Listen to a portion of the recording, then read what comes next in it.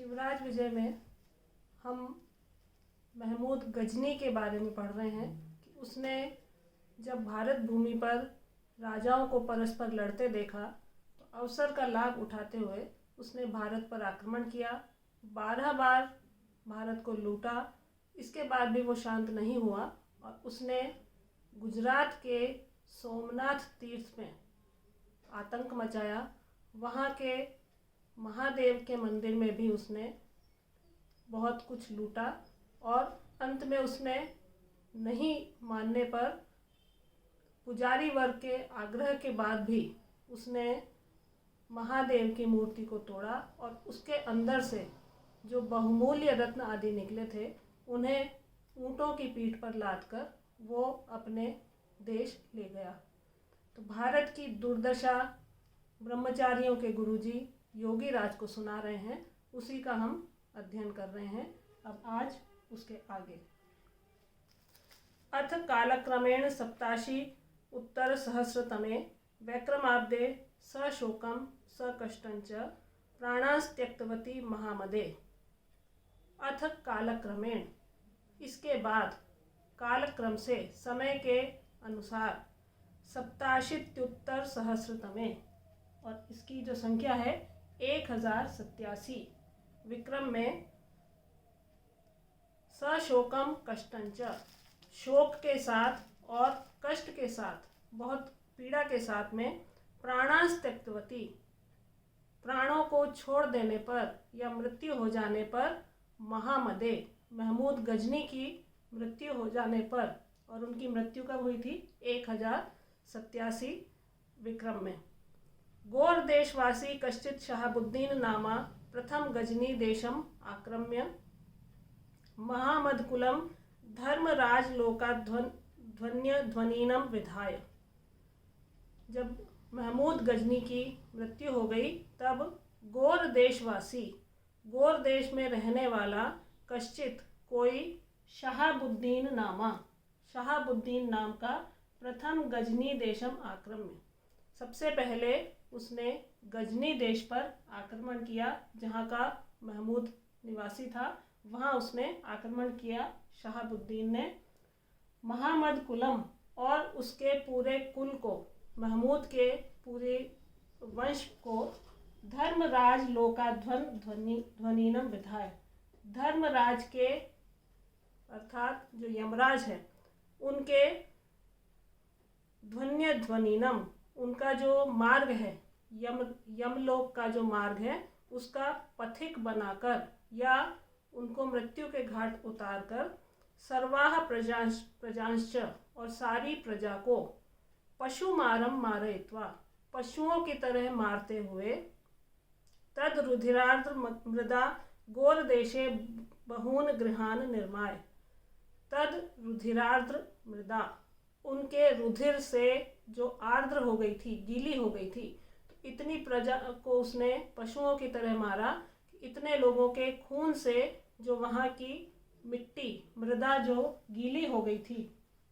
तद रुधिरार्द्र मृदा, उन वो जो मिट्टी थी गीली हो गई थी, और गीली किससे? पानी से नहीं बल्कि रुधिर से। जिनको मारा उनके रुधिर से गीली मृदा पर उसने बहून गृहान निर्माय, बहुत से घरों का उसने निर्माण किया। चतुरंगिण्या नीकिनन्या भारतवर्षम प्रविश्य, और अपनी चतुरंगिणी सेना के साथ में उसने भारतवर्ष में प्रवेश करके, शीतल शोणितानप्य असयन, और शीतल शोणितान, युद्ध की इच्छा से अपने भारत में तलवार से वार करता हुआ, 50 उत्तर 12 मितेब्दे, अब इसकी भी संख्या यहाँ पर लिखी है, 50 उत्तर 12 मितेब्दे, अर्थात 1250 में दिल्लीम अवश्याम बभूव, वह दिल्ली का, उसने दिल्ली को अवश्याम बभूव अपनी सेना के द्वारा घेर लिया। और सेना कौन सी थी उसकी? चतुरंगिणी सेना से उसने पूरे दिल्ली को घेर लिया। तो जब महमूद का निधन हो गया तब, और निधन कब हुआ था ये हमें याद रखना है, 1087 विक्रम में उसका निधन हुआ। और उसके बाद में शहाबुद्दीन नाम का जो एक मुसलमान था उसने गजनी देश पर आक्रमण किया और उसके बाद में उसकी वंश के सभी लोगों को उसने यमराज के यहाँ पहुँचा दिया, उनको मार दिया और सारी प्रजा को भी पशुओं की तरह उसने बहुत मारा और उनके रुधिर से जो मिट्टी गीली हो गई थी वहाँ उसने अनेक घर बनाए और अपनी चतुरंगिणी सेना के साथ उसने भारत में प्रवेश किया और नहीं करने वाली जो भारत भूमि है वहाँ भारतीयों को अनावश्यक रूप से तलवार से मारता हुआ अपनी चतुरंगिणी सेना के साथ उसने प्रवेश किया और सन 1250 में उसने अपनी सेना के साथ में दिल्ली को घेर लिया। तो सबसे पहले भारत में या आने वाला जो है वो शहाबुद्दीन है, जिसने सभी को पशुओं की तरह मारा और दिल्ली को पूरा अपनी सेना के साथ में घेर लिया। तो यहाँ पर भाग्य की जो उन्नति है और अवनति है उसका भी हमें परिचय मिलता है कि महमूद गजनी ने जिस तरह से भारत को लूटा और सारे बहुमूल्य रत्न भी वो यहाँ से ले गया, किसी के अनुनय विनय करने पर भी वो नहीं माना था, लेकिन भाग्य से उसकी अवनति भी हुई, मृत्यु भी हुई और उसके जो परिवार के लोग थे उन्हें भी मृत्यु के घाट उतारा गया। तो चक्रार पंक्तिरिव गच्छति भाग्य पंक्ति।